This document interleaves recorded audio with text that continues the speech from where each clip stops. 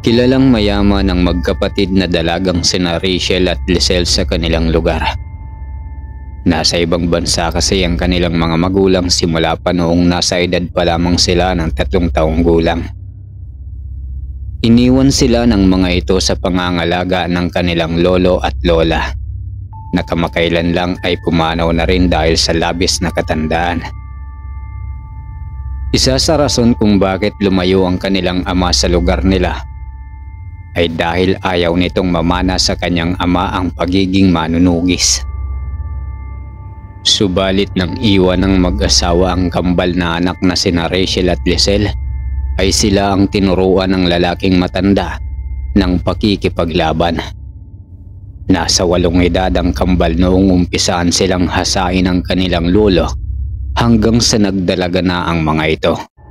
May mga napapatay na rin silang mga aswang dahil hindi naman lingid sa kaalaman ng mga Santa Barbara na malapit lamang sa kanilang bayan ang pinamumugaran ng masasamang aswang. Kaya lumaki ang 2 dalaga na naging manunugis sa kanilang lugar na itinago nila sa kanilang mga magulang. Simple din ang sistema ng kanilang pamumuhay. Hindi sila kagaya ng mga ibang may kaya sa buhay na matapobre, maarte sa katawan at halos ayaw madumihan at mataas ang tingin sa sarili. Magaling silang makipagkapwa-tao. Sa katunayan ay hindi sila nagpapabayad sa mga taong naililigtas nila sa mga aswang na nagbabanta sa buhay ng mga ito.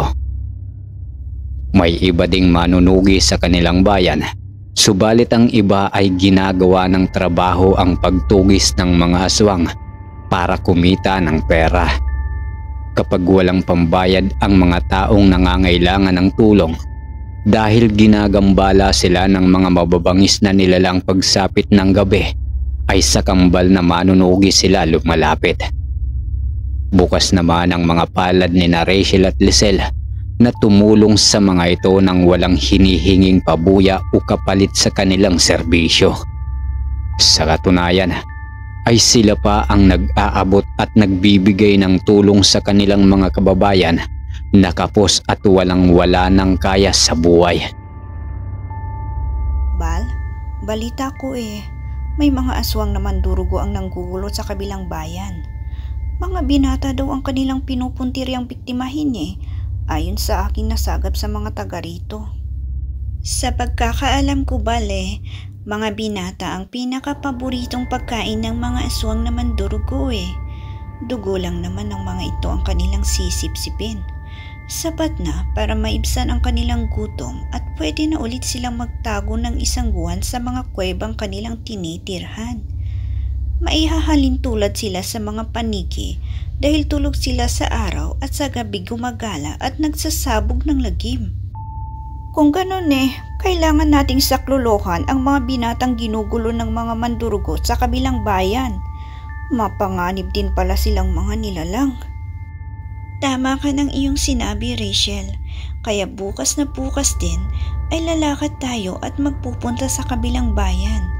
Dadaan tayo sa gubat para hindi tayo mahalata ng ibang mga aswang na nakikisalamuha sa mga residente doon at nagpapanggap na mga normal na tao para makapag-espiya. Sige, kapatid. Sang-ayon ako sa iyong kagustuhan. Pagkatapos mag-usap ng kambal na manunugis ay pumasok na sila sa kanilang kwarto. Maski kambal sila ay tig-isa pa rin sila ng tinutuluyang kwarto. Halos kadadalaw pa lamang ng antok sa kanilang dalawa nang biglang may narinig silang sigawan ng mga tao mula sa labas. Sabay pa nilang binuksan ang kanilang pintuan ng kwarto saka lumabas ng bahay para alamin kung ano ang nangyayari sa kanilang mga kapitbahay. Hindi pa man sila nakapagtatanong sa mga nagsisitakbuang residente ay narinig na nila ang sigaw ng mga kalalakihang humihingi ng tulong. Tumakbo ang magkapatid para puntahan ang pinanggagalingan ng mga sigaw at doon nila nakita ang mga aswang na mandurugo na may kanya-kanyang hawak na mga binata habang inililipad sa ere. Agad namang naghanap sina Rachel at Lisel ng mga pwede nilang gawing armas sa paligid. At 2x2 ang kanilang nakita at dinampot. Sinugod nila ang mga mandurugo na naghahasik ng lagim. Hindi naman masyadong makalipad ang mga ito ng mataas dahil sa pagpupumiglas ng mga binata.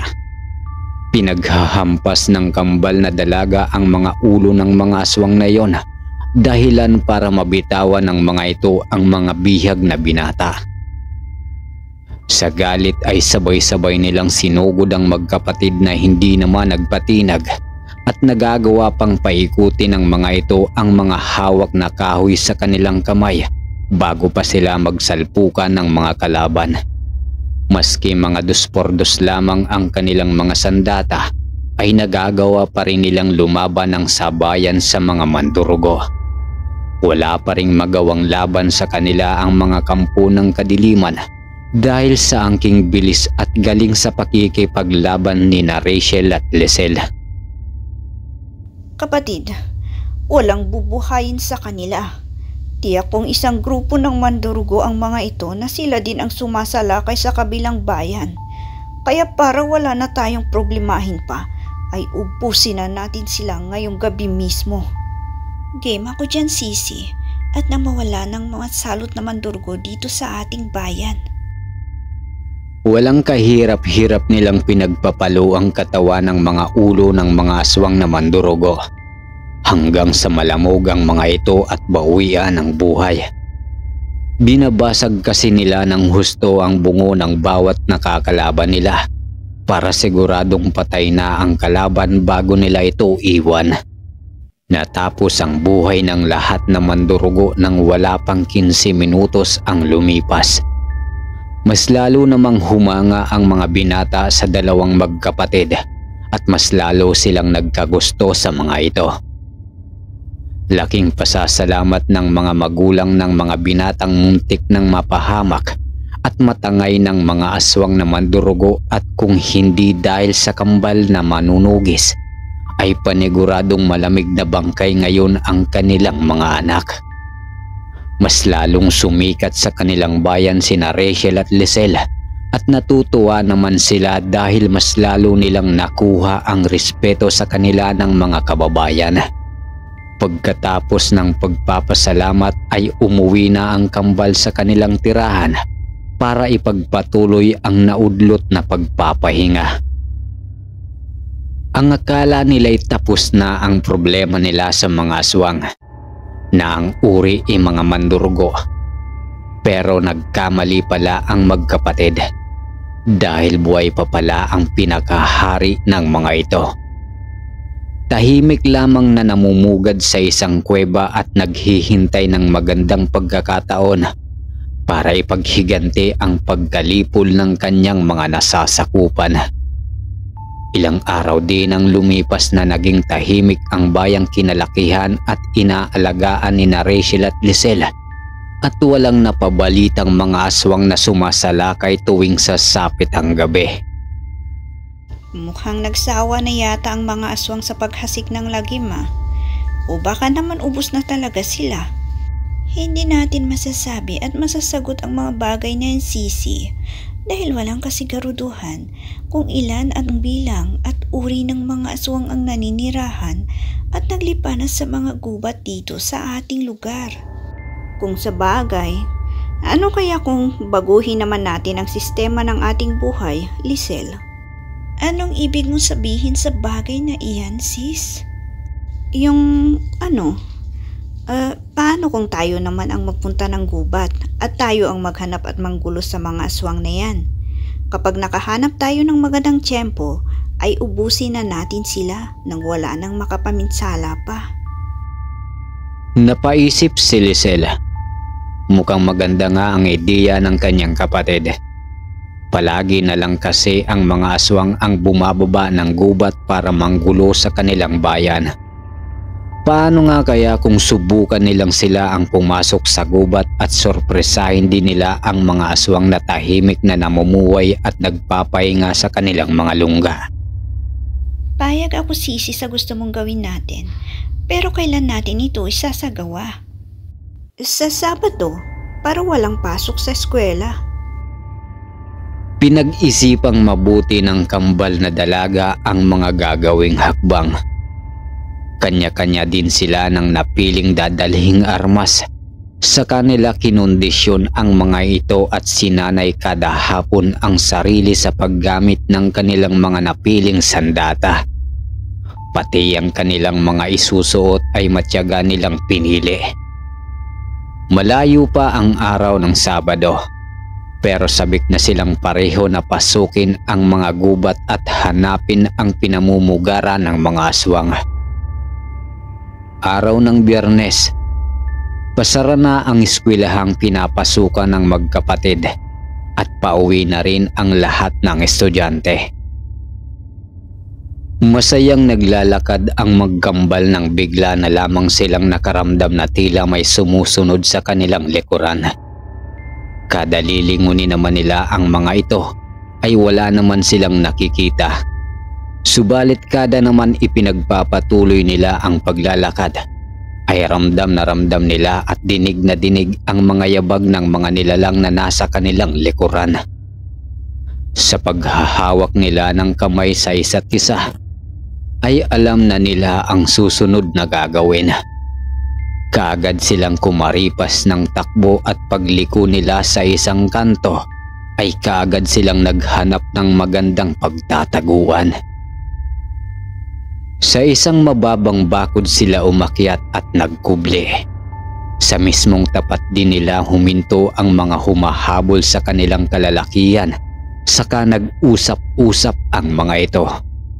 Sinabi ng isa na hindi dapat makatakas ang dalawang dalagang magkamuka dahil maganda silang gawing palahian ng kanilang mga uri.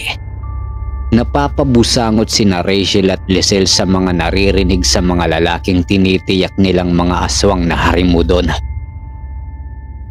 Ang mga aswang na ito ay may taglay na kalibugan sa kanilang katawan. Paborito nilang biktimahin at pagsamantalahan ang mga kababaihang magaganda. Ginagawa nilang palahian ang mga ito. At pag nagsawa na sila ay kanila nang kakainin ang magiging ina ng kanilang mga anak sa kamuling maghahanap ng ibang gagawing parausan. Gustong-gusto nang lumabas ni Rachel sa kanilang pinagtataguan. Subalit pinigilan siya ng kakambal at sininyasang huwag gagawin ang gusto nitong mangyari. Wala kasi silang matalas na armas ng mga sandaling iyon. Kaya madidihado sila sa laban kung sakali. Sa puso kasi ang tanging kahinaan ng mga harimudon. Maski putulan ang mga ito ng ulo ay mananatili pa ring buhay. Sa pagtarak ng matulis na bagay sa kanilang puso ang tanging paraan para mapaslang ang mga ito. Halos 1 minuto lang naman ang lumipas bago umalis ang mga harimudon.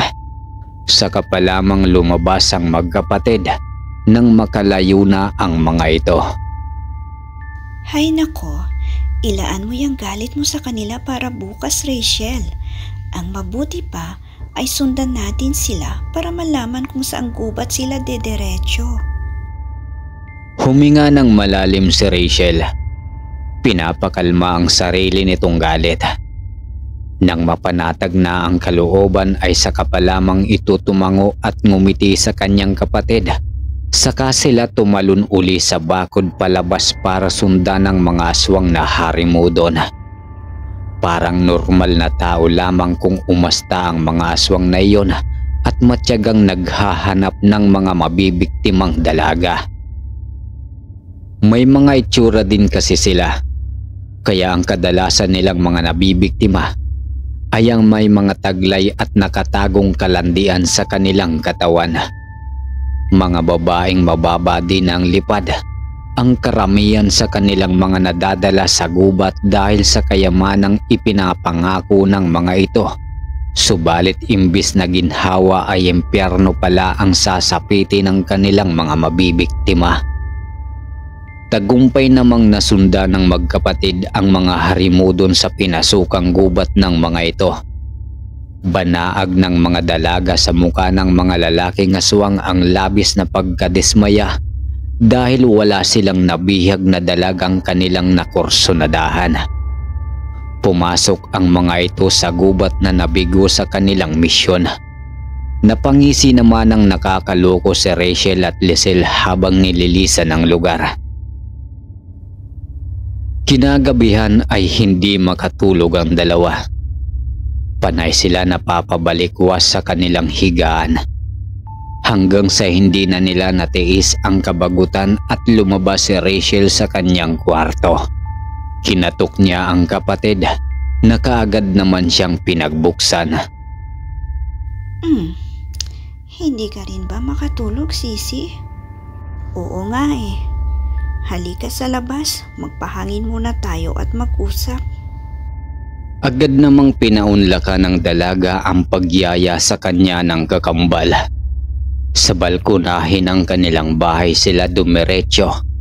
At may tig-isa naman silang upuang tumba-tumba kaya doon sila pumesto habang nag-uusap. Kung saan-saan na nila nadadala ang kanilang pinag-uusapan hanggang sa makarating na sila sa pag-aasawa. Para silang mga tangang kinikilig habang isinasalarawan nila ang idilma na gusto nilang maging kasintahan. Hanggang sa dalawi na din sila ng antok at sa upuang tumba-tumba na din sila nakatulog. Nagising silang pareho dahil sa liwanag ng araw. Napabalikwas sila sa pagkakahiga dahil nag-uumpisa ng tumaas ang araw. Bilisan mo, Sisi, habang wala pang tao sa paligid. Ilihim natin ang pagpasok sa gubat para walang mag-alala sa atin at baka may sumunod pa at mapahamak. Sa loob na ng gubat tayo magkape. Okay, sige sis. Kukunin ko lang din ang mga inihanda kong gamit sa kwarto ko at lalakad na kaagad tayo. Walang inaksayang oras ang magkambal. Bawat segundo ay naging mahalaga sa kanila ng sandaling iyon. Pagkaayos ng mga gamit ay patakbo na silang pumunta sa gubat kung saan nila huling nakita at iniwan ang mga aswang na harimudon. Tila hindi naman sila mahihirapan sa paghahanap dahil may mga bakas ng yabag ang naiwan sa lugar. Sinundan nila ang direksyong iyon at nang makahanap sila ng patag na damuhan ay doon muna sila nagpahinga at nang makapag-almusal na din. Inilabas nila ang tig-isa nilang maliit na termos na may laman ng kapeng mainit. May dala din silang tinapay kaya para lamang silang nagpiknik sa loob ng kagubatan. Nang matapos ay muli na sana silang maglalakbay nang makarinig sila ng mga kaluskos at nag-uusap na mga kalalakihan. Kaya naman kaagad silang nagtago. Habang papalapit ang mga kalalakihan sa kanilang pinagtataguan, ay inihanda naman nila ang mga sarili. Subalit ang akala nilang mga aswang ang mga iyon ay nagkakamali pala sila. Dahil mga ordinaryong mga lalaki lamang ang mga ito na may hawak na tig-iisang bote ng alak. Panatag naman ang kalooban nilang lumabas sa pinagtataguang puno. Sa kanila sinaway ang mga lalaking medyo sinasapian na ng espiritu ng alak. Ang daming pwede ninyong pag-inuman pero dito pa talaga kayo sa gubat nagpunta? Hindi nyo ba alam na mapanganib dito? Kung mahal nyo pa ang inyong mga buhay ay umalis na kayo bago pa kayo makita ng mga aswang. Pero hindi sila pinakinggan ng mga kalalakihan. Bagkus malagkit ang pagkakatingin ng mga ito sa kanila. Lumapit ang isa at sinubukang hahawakan sana si Rachel sa muka. Subalit hindi pa man sumasayad ang isa sa mga daliri nito sa kutis ng dalaga ay tumimbang na ito sa lupa. Kaagad na napilayan ang lalaki sa braso dahil sa pagkakapilipit dito ni Rachel. Naging agresibo naman ang ibang mga kalalakihan, subalit pare-pareho lamang silang humandusay sa lupa na may kanya-kanyang natamong pilay sa braso. Nang mahimasmasan ay tumayo ang mga lasinggong lalaki. Sa kanila patakbong nilisan ang lugar ng iika-ika. Pinagpatuloy naman ng magkapatid ang naudlot na paglalakbay. Hindi naman sila nahirapan sa paghahanap sa kuta ng mga harimudon. Natunto nila kaagad ang mga ito dahil sa mga bakas na sinundan. Parang simpleng pamumuhay ng mga tao lamang din ang mga aswang na iyon kapag umaga. May kanya-kanya silang ginagawa at ang iba ay nagchichismisan. Nabulabog lamang sila nang lumantad ang magkapatid sa bungad ng kanilang pugad. Ang iba ay nagtaka, pero ang karamihan ay kaagad na pinagnasaan ang nagsisigandahang kambal sa kanilang paningin. Agad nilang sinubukang dakmain ang mga dalaga, subalit alerto naman sina Rachel at Lisel. Binunot nila ang kambal nilang espada. Sa kanila inumpisahang lipulin ang mga aswang na harimudon. Dumanak ang dugo ng mga ito sa sarili nilang teritoryo. Lahat ng kanilang nakakasagupa ay tinatarakan nila ng espada sa mga puso. Padaos-dos na bumabagsak ang mga harimudon sa lupa na namamatay. Walang kahirap-hirap silang pinagpapatay ng kambal na manunugis. Hindi man lamang sila makaporma. Ang pagnanasang maangkin nila ang dalawang dilag ay napalitan ng pagnanais na mapatay ang mga ito. Subalit maski anong gawin nila at dami, ay hindi man lamang nila magawang galusan man lang ang magkamukang dalaga. Sa patuloy na labanan ay natapos ang buhay ng mga harimudon sa loob lamang ng 10 minuto. Sinuyod muna ng magkapatid ang lugar at nang makatiyak silang wala ng buhay sa angka ng kanilang sinugod na mga aswang, ay nilisan na nila ang lugar na tila walang nangyari. Dala-dala nila ang tagumpay para sa kaligtasan ng nakararami. Panatag na ang kalooban nilang bumalik sa kanilang lugar. Muling sumapit ang gabi. Magpapahinga na sana sina Rachel at Lisel sa mismo nilang bahay dahil tapos na rin silang maghapunan nang may mapansin ang isa sa kanila na nilalang na nakatayo sa lilim ng isang puno na nasa harapan ng kanilang bahay. Agad na lumabas si Rachel para alamin kung sino iyon. Subalit napaatras siya nang makumpirma niyang isa iyong mandurugo. "Kumusta mga matatapang na manunugis?" "Ako nga pala si Haring Hubal, hari ng mga aswang na mandurugo. Naparito ako para maghiganti dahil sa paglipol niyo sa aking mga kauri." Nakangiti at malumanay ang boses ni Hubal, pero madiin ang pagkakasabi nito sa mga salitang lumalabas sa kanyang bibig. Lumabas na rin si Lisel ng mga sandaling iyon. Mas mabuti pang ang ginawa mo ay nagtago na lamang sa iyong lungga kaysa nagpakita ka pa sa amin. Ituring mo na ring isa ka sa mga kasama mong namatay noong isa-isa namin silang nilamog ng palo bago pinatay dahil sa gabi din ito magwawakas ang iyong buhay. Tingnan natin mga magagandang dilag. Tingnan natin. Walang armas na hawak si Rachel ng mga sandaling iyon at siya ang mas malapit sa Haring Mandurugo, kaya siya ang una nitong inatake. Ang tanging sandata lamang ng dalaga sa oras na iyon ay ang abilidad niya sa pakikipaglaban. Mabilis din si Hubal sa pagkilos. Nasasabayan nila ang isa't isa.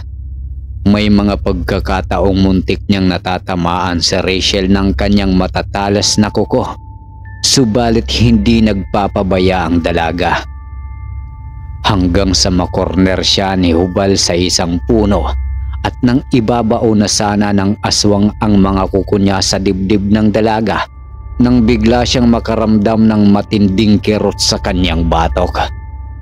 Nang kapain niya iyon, ay bala ng palaso ang kanyang nahawakan hanggang sa unti-unting nagdilim ang kanyang paningin na nabuwal pa sa lupa.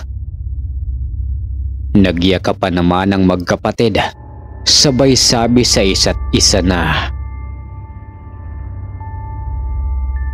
"Wakas."